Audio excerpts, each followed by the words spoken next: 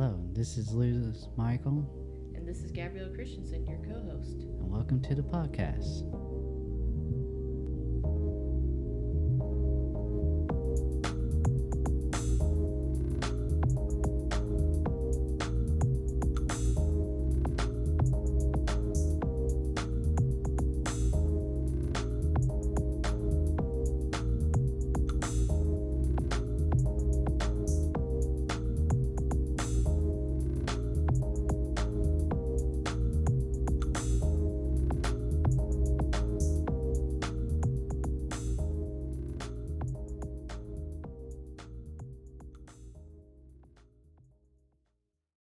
Hello and welcome back to Geeking Around. This is another Geeking Around Lite.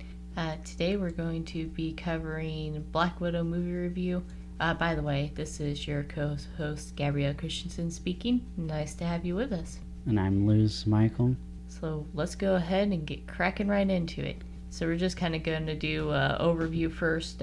Typically what we do is we kind of read off the general review synopsis of the plot, and then we kind of go back through later and give more or less our reaction to the movie, to key points and so on and so forth. So, after more than a year-long delay, Disney and Marvel Studios finally released the highly anticipated and long overdue solo superhero movie, Black Widow. Scarlett Johansson reprised her role as Natasha Romanoff, a former KGB spy and assassin turned Avenger, after appearing in the MCU in supporting roles for over a decade. The solo movie explores the character of Black Widow's shadowy and troubled past and fills in the gaps of her whereabouts between the event of Captain America Civil War and Avengers Infinity War. The superhero film starts in 1995, showing a young Natasha playing with her little sister Yelena at a playground in Ohio. The adult version of Yelena is played by Florence Pugh. Little Yelena falls and scrapes her knee. Their mother, Melina, played by Rachel Weisz, comforts her daughter, and the three return home. Husband and father, Alexia, played by David Harbour, arrives and the family sits down to enjoy dinner as he announces they are going on a big trip.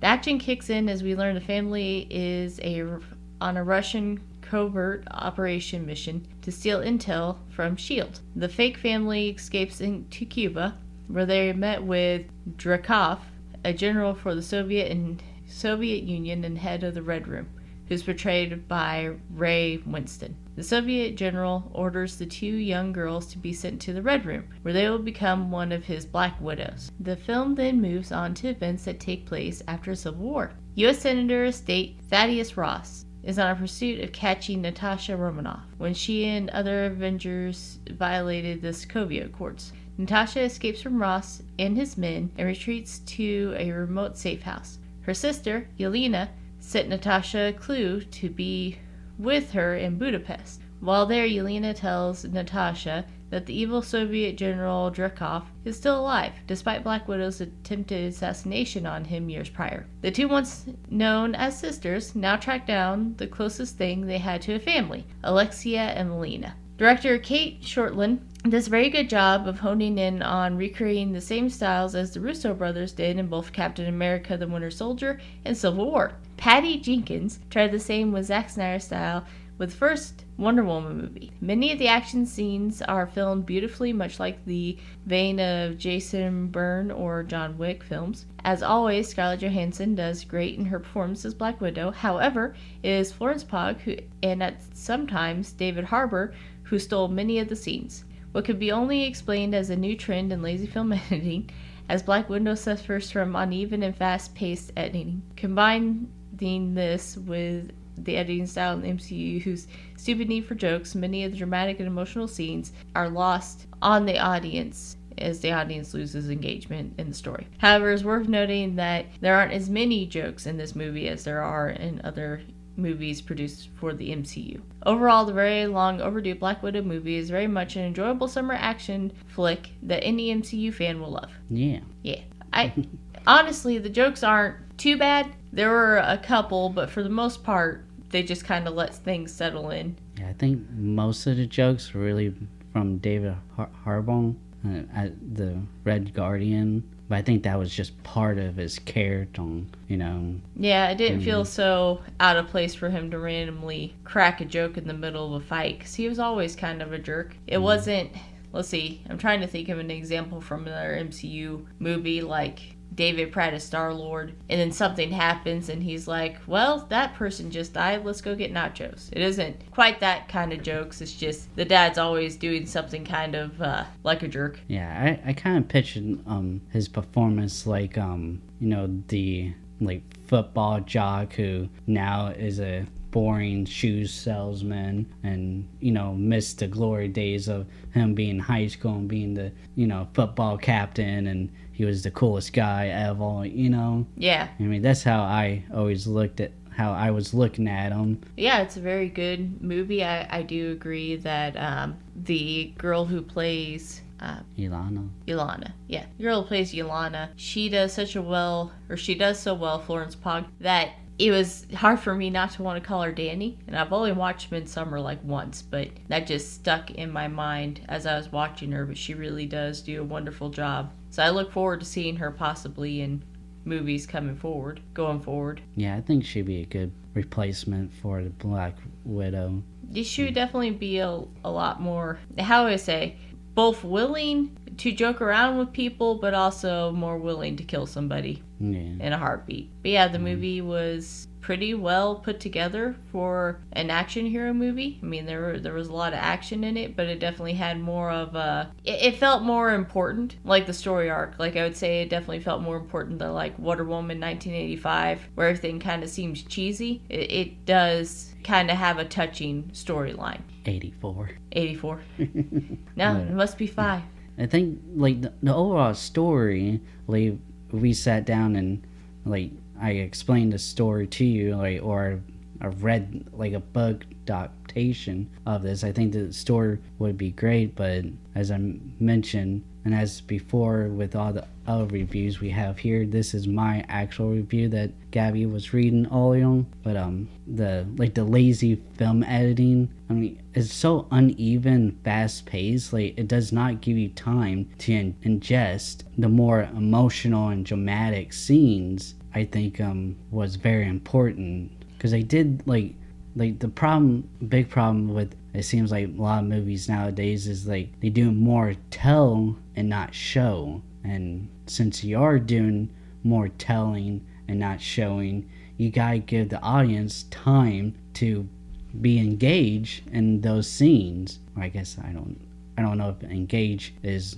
the proper term here, but invest in that scene. You have like the camera switching back so quickly between all the actors, and camera angles was not like wasn't very good, so like you're looking at something else and you're not really focusing on the actor itself that's saying something very important. We was more focused on the damn pig than Scarlett Johansson talking about something very emotional, or No, straight up at that moment.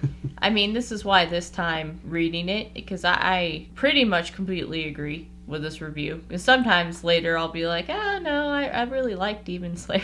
We both like Demon Slayer. But I'll be like, nah, I thought it was a great anime, blah, blah, blah. But with this one, I agree. The editing, I don't know anything about film. I watch anime all the time, guys. Not that any people who watch anime don't know stuff about film, but I'm just saying I don't really have a passion for much in the way of movie making. As long as it's pretty, I like to look at it. But I could still... I mean, he's right. There was the dinner scene, and we did focus a lot on a pig, when we really probably should have been focusing on Yelena during that conversation. It should have been, if they were going to cut between two things and a third thing, it should have been focusing on Yelena and then also on Natasha. As the mom was talking, then maybe cut back to the pig and what was happening with it, and really exemplifying Yelena's pain as that scene went on, but instead they just focused on what was going on with the pig, and then cutting to the mom. And then every once in a while they cut to Natasha, and then like 2 times they cut to Yelena, and I'm like, no. And then it cut to her talking about it, but it would have been better if the whole time you just sat there and saw in her face how uncomfortable she was, because that was her life she was living. Yeah. I think it just wasn't, that scene just wasn't set up right. Like, they didn't plan out where the camera is going to be, who's talking at one point. They just put a whole bunch of cameras around the actors and then filmed it, and then the editor just like, okay, there you go. Like, this person talking, so I'm going to put it on that person. This person, you don't always have to put it on the person that absolutely talking, but because they might be saying something that's not quite, like, like you were saying, it could focus on Ilana, and while Black Widow, Natasha is saying, like, we wasn't a real family, and blah blah blah and blah blah blah, and, like, it could focus just on Ilana and her face, and we was get that emotional, and you just slowly move the camera in on them, onto Ilana, and because then you can more focusing, and you can start seeing the tears, start building up in our eyes and stuff. Yeah. It just, to me, that just... There were a lot of great moments in the script that were written like, a real, actual, heartwarming scene, like you're supposed to feel something. They didn't seem to have the same problem as much editing during, like, the fight scenes. Yeah. Those actually looked pretty good. They were a little jumpy, but for the most part, they did a lot better during the actual action sequences. But when it was a serious moment, they like to cut a lot. But I also am kind of having flashbacks at the beginning of the movie, some of the more boring scenes. They like to stay on that one sidekick friend who got her the airplane. Oh, yeah. Yeah, they like to let the shot linger on him a lot, especially towards the beginning. It didn't seem like it was quite as jumpy then. Mm-hmm. And the first sequence, there was a good action sequence where Yelena, at the beginning, when you see her as an adult, finally going on one of her missions. They did a really good job on that one, not doing jump cutting. It's just, for some reason, I guess frustratingly enough, those heartwarming scenes, they just like to cut. Yeah, I feel like just they kind of filmed those emotional, scenes kind of the exact same way they did the action scenes. Like, when you're doing those quick cuts, like you said, it works in the action scenes, but they don't work in these more emotional scenes because you're not really getting to focus on the actors, and that's the whole job, is for them to act and get your eye on them. I'm realizing something now that you had mentioned on our way home from the movies, and I'm really, as we're talking about it and reviewing it now, I get what you mean when you're like, it's kind of like they just went to film school and they got that tempo, because it's like they stuck with that tempo the whole time throughout the movie of 1 beat, 2 beat, 3 beat, 4 beat, 5 beat, 6 beat, 7 beat, cut to this person talking. Because I was going to say, the action sequences actually had decently long, instead of she throws a punch and the camera goes this way or goes this way, they would have nice long shots in the action scene, like the one where she's fighting multiple enemies. I guess there's several of those, but they would keep those a little longer than a regular action scene would. But then that was the same recipe they would use for, like we're talking about, especially the dinner scene of, hey, we're gonna linger only this long because that's how we've set the rest of the movie up, is just to linger for 8 beats, switch to this person. Yeah. A lot of, back in silent film, what they do is actually like get a record player and play it, and that's how a lot of the directors would keep in time with the beat of the music with the movie. Nice. So that's why I was mentioning how it's like maybe these editors and stuff need to go into like making music videos, because it just doesn't have it's just a constant, steady beat. Yeah. Yeah, and other than having an actual flow to it. Yeah, it's very robotic. Yeah, very robotic instead of having an actual rhythm to it. Now, the way they had it set, like I said, in the fight scenes was great. Mm-hmm. It's just, it would be a little better if... During the beginning of the movie, I will say, there is this moment that I asked Michael about on the way home, because I was like, am I going insane here? Did I just imagine that, or is it how it's set up to be? It kind of... The whole opening scene reminded me a lot of, like, Pennywise or... It, where you had the kid riding the bike and you see a bunch of other kids outside. It just kind of reminded me of that kind of feel. But there's a scene in the opening, spoilers, where Yelena, she gets hurt. And, well, we kind of talked about in the review. She gets hurt and she starts crying, and Scarlett like stays with her for a second, then immediately leaves, and her mom comes out. And it just was such an intense scene that you swore someone was about to, like, you know, like, something happened. yeah, like I thought the mom was gonna like break her leg. She was just like, "Oh, did you get a scratch on your knee? Is it skinned?" And I could have sworn she said, "Did you break your knee?" "No, you just skinned it." And I'm like, oh God, are you gonna break her knee? And I'm guessing maybe they're trying to give us the kind of terrified impression that Scarlett had, because then later you find out she was already in the Red Room once. And apparently they do kill kids who don't make it through the program successfully. Mm-hmm. So maybe she was thinking she was about to see her sister like get killed, or his girl she's pretty much adopted as a sister get killed. Yeah, when I was watching it, I was thinking it was like the evil stepmother coming now going to punish them for it, and so, you know, but yeah, like it was a weird scene, like it just, yeah. And I guess like you're just saying that it was setting up for the future of the film, that they're not really a family. So I will say it was kind of nice that they didn't like spell that all out at the beginning, because for a while I was like, oh, but are they really sisters? Until she was like, we're not really family. I was like, is it because you disowned your parents? They did a very good job of not making it like, you know, when the father meets the general, he wasn't like, oh yeah, well, go ahead and take these two, I don't care, they're just a fake family. He was like, oh, my girls are the strongest, so they're going to get through this just fine. I was like, oh, okay, maybe you really are their dad. No? No one was really related. And speaking of general, which I went back and since and read and can confirm that he is based off of like Harvey Weinstein and the whole Me Too movement. And so, because I mentioned that on the car ride home, that what I thought it was. And so, yeah, the Gragoff, or what his name was, he was supposed to be Harvey Weinstein or influenced by Harvey Weinstein stuff. I mean, he's from the comics, but this in the movie he was, and my biggest thing with him was like, first of all, because he had that Russian accent, it was kind of hard to understand him at times. One thing I thought was straight up stupid and ridiculous is that, again, spoilers is a big spoiler, when Black Widow finally gets to him in his office and stuff, and she comes to find out that she cannot attack him. Why? Well, because she smells him,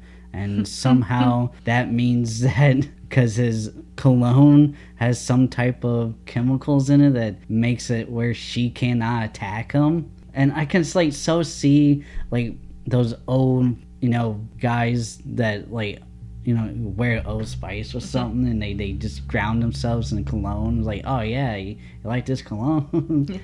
Like, but like, I just thought that was just straight up dumb, and like, couldn't you just have it? Because she already been kind of brainwashed by the Red Room and stuff. And like, yeah, she got out of it, but what if there was still something inside of him that prevented him from attacking him? Would say make him, you know what I mean? And like, do we have like robots and stuff in movies where they can't attack the humans? You know, and that's how I like. Why didn't they just do that? I'm guessing it's because they wanted to, although I just figured out a way they could have got out of that.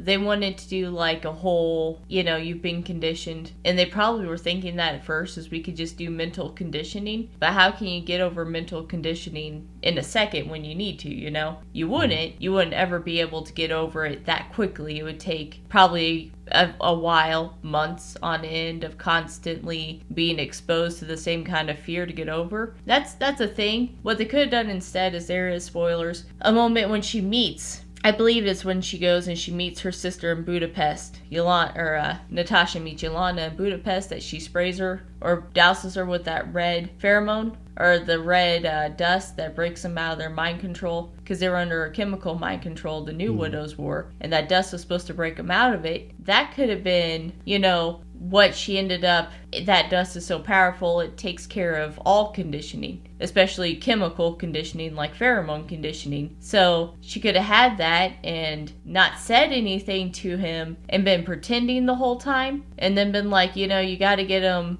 because they had a flashback of her talking to her not mom at that point anyway, and they're like, yeah, just, he did pheromone conditioning back in the day, the chemical one's new, so you're gonna have to break your nose so you can't smell them anymore. She could have just been like, listen, we need to get into that control panel, so just do whatever you can, make it very convincing that you can't hurt him. Try, to hurt him, lure him into a false sense of security, and then access the control panel. But instead, they were like, he smells.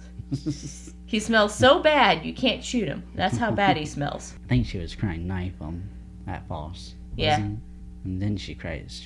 Then she actually shot him. I don't remember now. Yeah, I think at first she tried to stab him or punch him, and then he said, you can't hurt me. I think he handed her a gun and said, go ahead, try to shoot me. Or she pulled out a gun, tried to shoot him. She couldn't pull the trigger. He said, is your safety on? Grabbed the gun. No. But then he shot it. It was like, you can't shoot me because I smell. Yeah, like literally, you can't hurt me because I smell. Yes. Because you smelled me. Speaking of other villains, Taskmaster. I felt so kind of sad that we didn't get to see more of Taskmaster. In the comics, it's a guy. Yeah.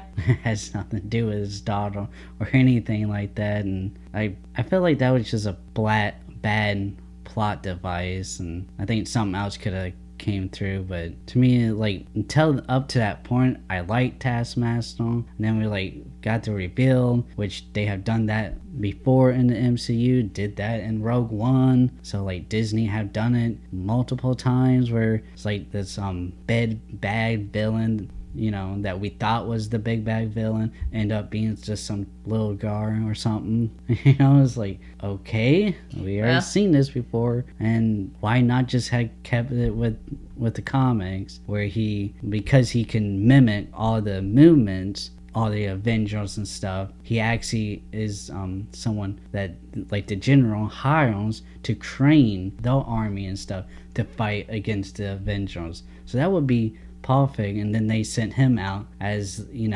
this real creepy, just someone come out of the blue and just fuck you up, Yeah. Kind of like they did when he blew up her car and stuff, when we first seen him.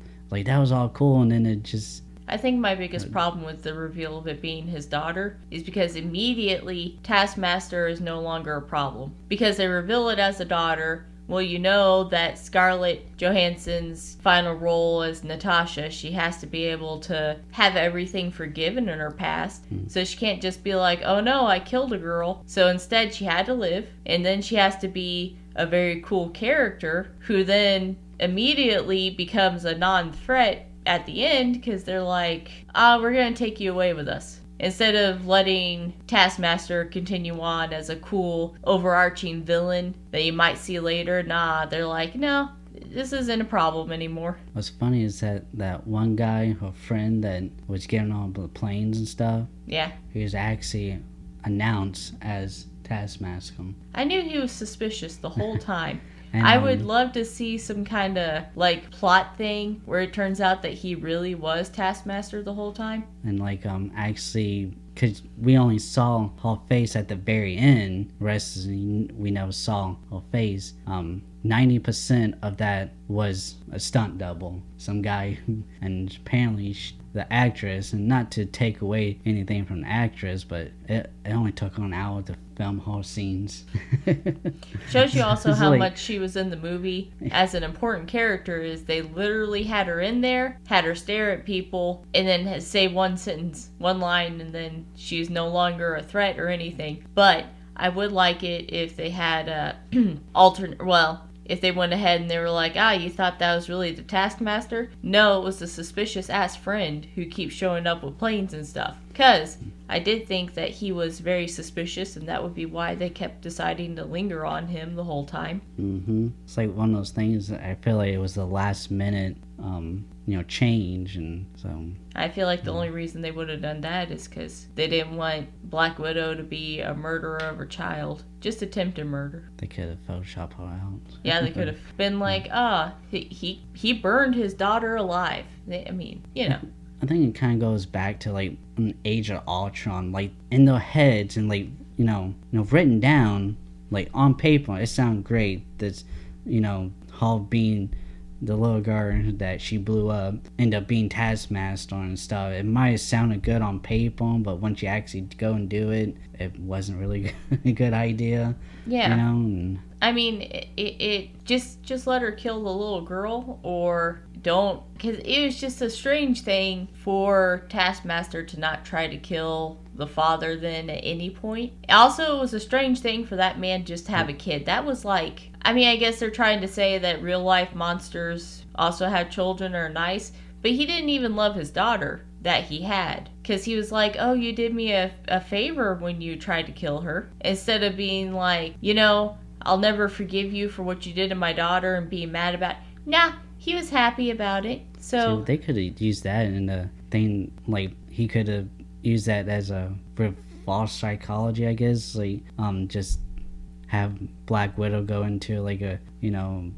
a flashback, you know, a trauma when he keeps mentioning on, like, you know, like, you killed my dog, and she goes like, you know, like Vietnam vets, when they hear, you know, an explosion, they go crazy, you know, and go and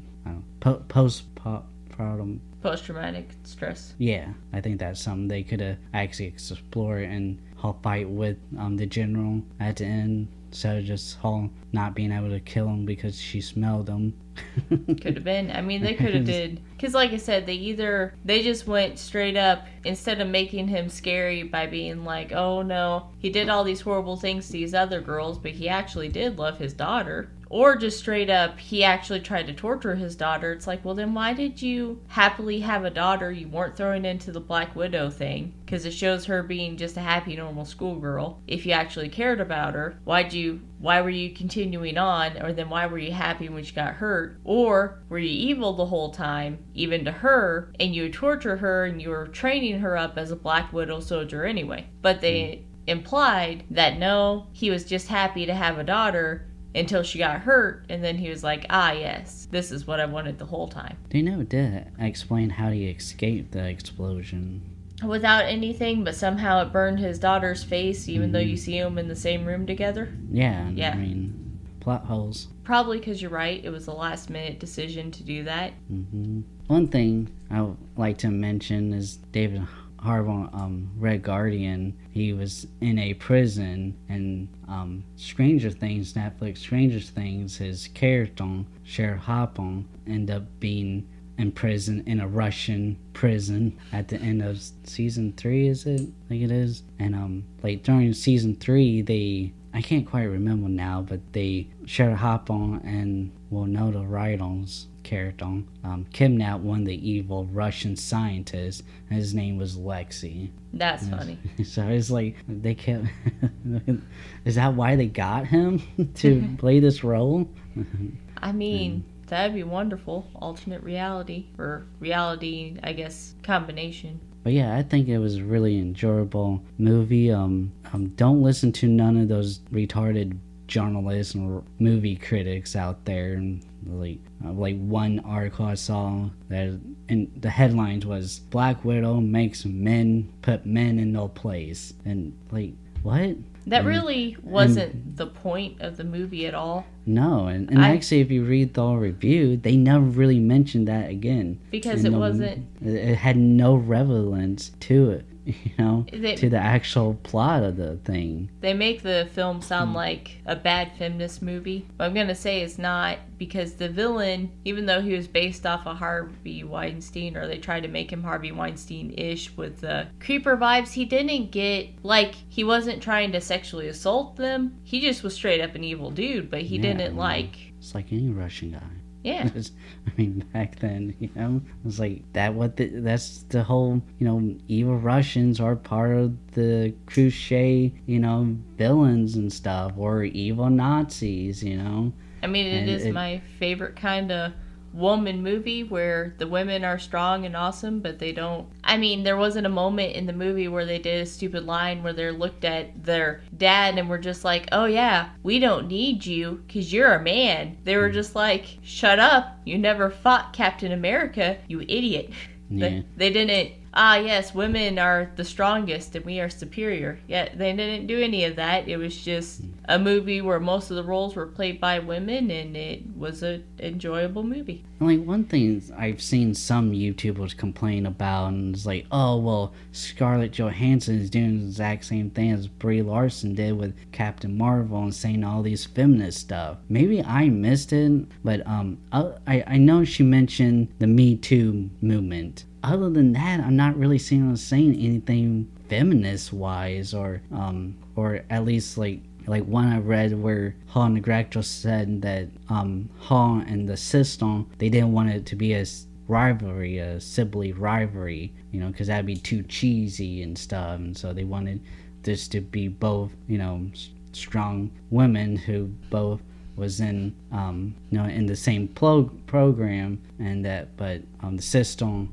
kind of has resentment against Black Widow or Natasha because she got out of it and stuff. And so that's, I mean, that's the only thing I really saw. And so That's not feminist. I was gonna say the Me Too movement gets used a lot by feminist propaganda, I'd say, where they're like, ah, yeah, see, all men are trash. But the Me Too movement isn't feminist at its core, because you could be a dude and be like, yeah, one time my female boss, you know, said either I had sex with her or I lose my job, and I didn't because she was ugly and I lost my job. That's also a Me Too thing, and no one says it isn't. So it bugs me when it gets so bad that you can't say anything that's a problem. That it's getting to the opposite point where if a woman's like, yeah, this guy was a jerk to me the other day, people are like, oh, you're feminist. yeah, like you said, this was a very good movie. It'd be 1,000 times better if it came out before Infinity War, because it leads up to Infinity War and take place after the Civil War. So but besides some of the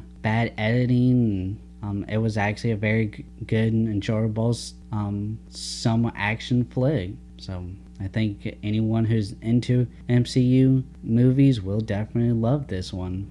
I agree. Well, make sure to like and subscribe. Check out the links in the description. You know, there's my webcomics, both the Geeking Around webcomic and my Star Wars fan comic, Kira, a Star Wars story. And we got an online clothing store where you can get t-shirts, so Geeking Around t-shirts, and a bunch of other stuff in there. So make sure you check all that stuff out, and we catch you next time. See you guys next time. Bye-bye. Bye.